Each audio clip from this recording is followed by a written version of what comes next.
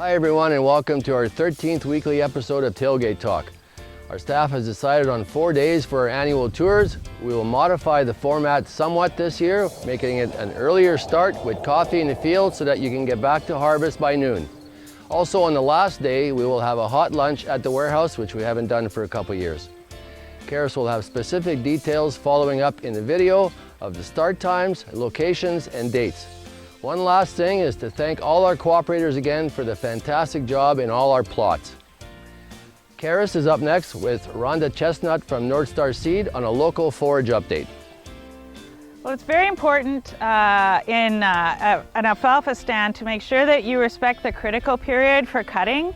This is the point of time where the alfalfa starts to put its reserves into the root system to prepare for winter. And if you cut the alfalfa at that time, you're really increasing your risk for winter kill.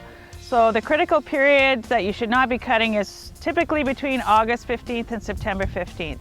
You can cut after that period, after you've had a heavy frost, because you know that the plant has shut down and it's put its root reserves into the ground. With considerations for this fall, I know it's been really dry and everybody's trying to extend their harvest window and push it back further and further, but there's some things you can do to protect your crop this year. One thing is to apply some phosphorus this fall. It's really important for alfalfa to have that phosphorus there when the moisture is available in spring for the roots to get that first early growth. There's been some questions about seeding into poorly established alfalfa stands this year, where there's been some challenges with the dry conditions. You can do that. Considerations are, please try and go in and seed perpendicular to the rows to reduce the damage from the seeder. Make sure that you're not seeding any deeper than ½ an inch.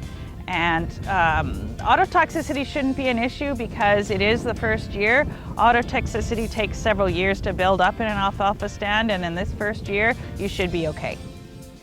Our team is excited to host the 4 tours that we have in the upcoming weeks. All the tours will start at 8:45 a.m. and there will be coffee and donuts. Wednesday, August 28th is for the Kleefeld and surrounding area. Our tour will start at a grain corn plot 1 mile south of Kleefeld and ½ a mile east on Road 33 North. Afterwards, we will visit a silage plot. Please note that this is the only tour location where we will discuss silage.